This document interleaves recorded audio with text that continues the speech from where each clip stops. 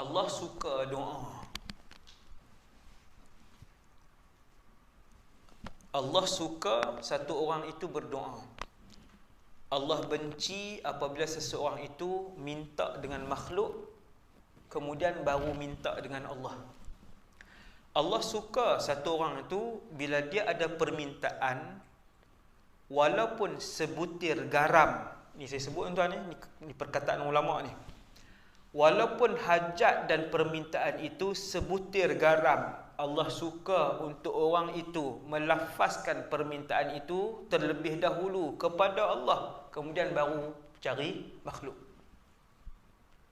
Ketika mana manusia rimas dengan permintaan yang banyak, walaupun dia adalah manusia paling kaya di atas dunia, Allah Subhanahu Wa Taala suka ketika mana seseorang itu banyak permintaan kepada Allah.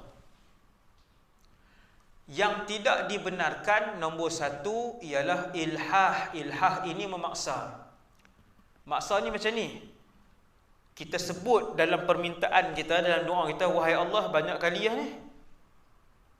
Wahai Allah, ni dah kali ke-78. Aku ulang lama dah, wahai Allah, tak dapat-dapat juga. Ayat yang macam tu tidak dibenarkan.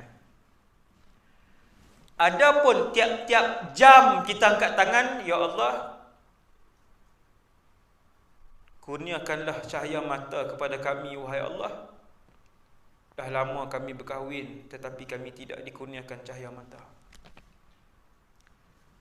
Selepas 1 jam dia angkat tangan lagi, wahai Allah,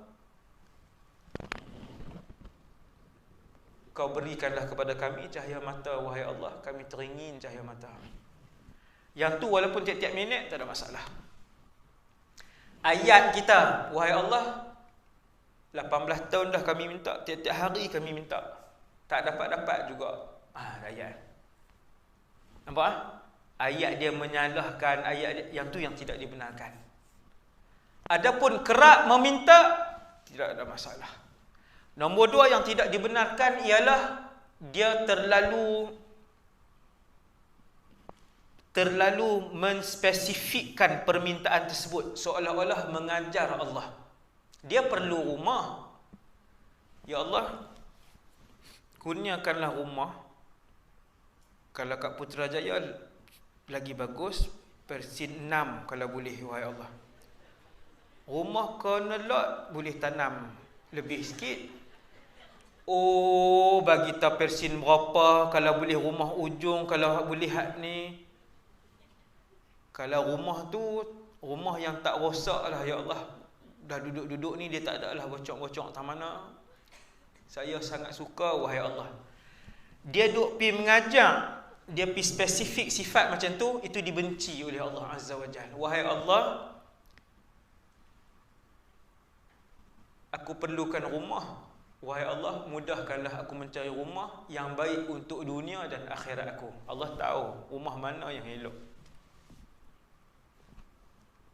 Wahai Allah, bagilah berjaya anak aku. Ya, wahai Allah, dia sedang belajar di sekolah menengah lah ni, wahai Allah.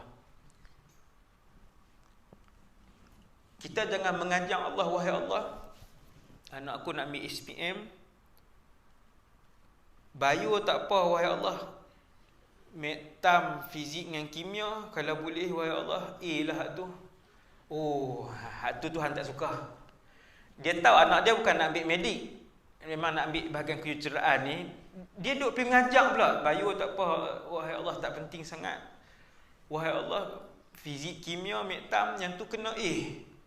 Kalau boleh, wahai Allah, bagilah. Jangan mengajar macam tu. Yang tu Allah tak suka. Dua tu Tuhan tak suka.